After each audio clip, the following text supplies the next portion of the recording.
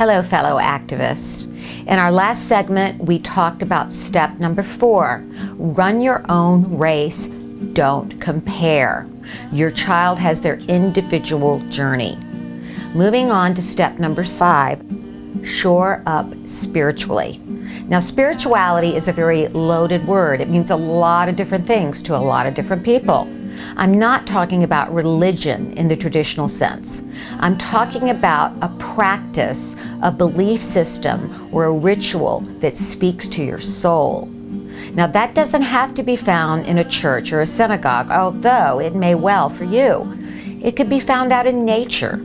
Your altar could be a redwood tree. Your hymns could be birds singing overhead. It's different things to different people. In the early days of Wyatt's autism, I don't know how I could have survived without my church.